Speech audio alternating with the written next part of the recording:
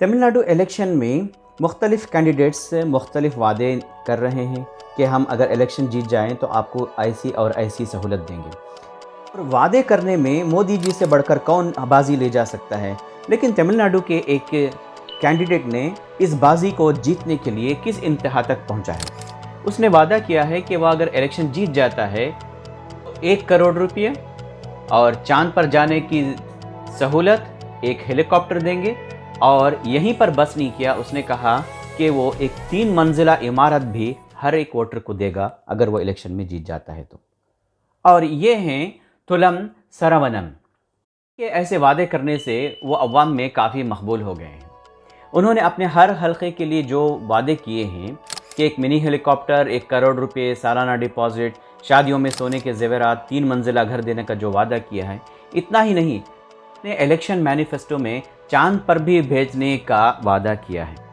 سرونن نے اپنے انتخابی حلقے میں ایک راکٹ لانچ پیڈ بنانے کی بھی بات کہی ہے اور کہا ہے کہ علاقے کو ٹھنڈا رکھنے کے لیے 300 فٹ اونچا ایک مصنوعی پہاڑ بنایا جائے گا اور گھریلو خواتین کے کام کے بوجھ کو کم کرنے کے لیے ایک روڈ بورڈ دیا جائے گا. ظاہر سی بات ہے کہ ایسے بڑے بڑے وعدے کرنے والے کو کسی کو بھی یقین نہیں ہوگا، لیکن یہ سب سرونن کی انتخابی مہم کا ایک حصہ ہے. وہ عوام میں بیداری پیدا کرنے کی کوشش کر رہے ہیں. یہ آزاد امیدوار ہیں اور تمل ناڈو کے مدورائی انتخابی حلقے سے اپنا الیکشن لڑ رہے ہیں. میرا مقصد سیاسی پارٹیوں کے ذریعے انتخابی میدان میں اتارے جا رہے امیدواروں کے خلاف بیداری پیدا کرنا ہے.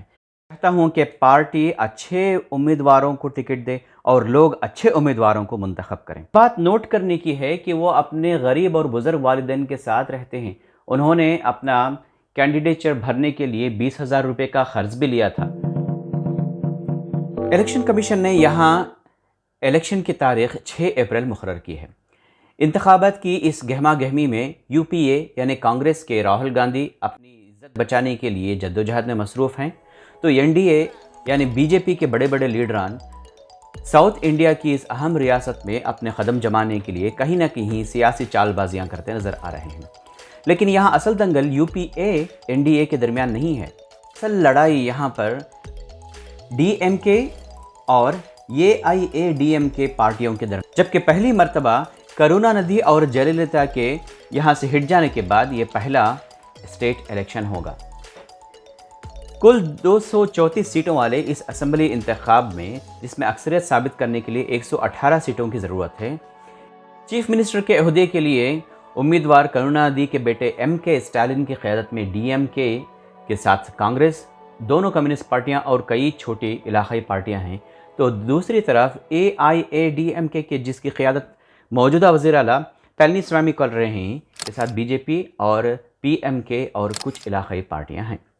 اچھا، ان کے علاوہ تملر کچی این ٹی کے اپنے بانی شری سیمان کی قیادت میں اما مکل منترا کزیگم، اے ایم کے شری دناگرن جو لیٹ جیللتا کی سہیلی ششی کلا کے بھانجے ہیں، ان کی قیادت میں، اور مکل ندی میم ایم این ایم جو ساؤتھ انڈیا کے مشہور فلم ایکٹر کمل ہاسن کی اپنی لیڈرشپ میں قسمت آزمائی کرنے کے لیے میدان میں موجود ہے. تمل ناڈو کی سیاست دوسری ریاستوں سے بالکل الگ سیاست ہے.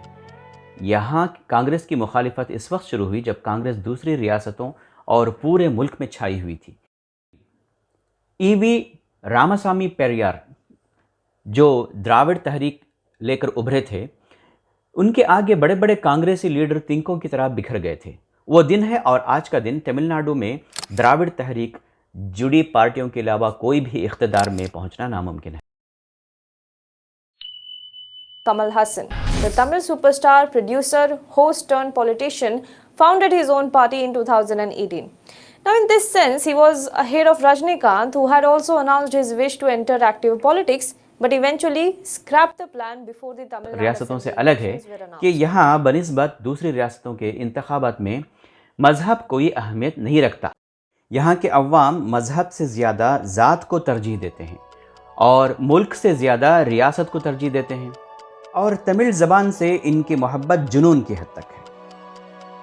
تمل ناڈو میں مسلمانوں کی آبادی 5.86% ہے، لیکن یہ پوری ریاست میں پھیلے ہوئے ہیں. 100 کے قریب ایسے کانسٹیٹیوئنسیز ہیں جہاں ان کے ووٹ قابل ذکر ہو سکتے ہیں. 30 سے 35 حلقوں میں یہ اثر انداز ہونے کی اہلیت رکھتے ہیں.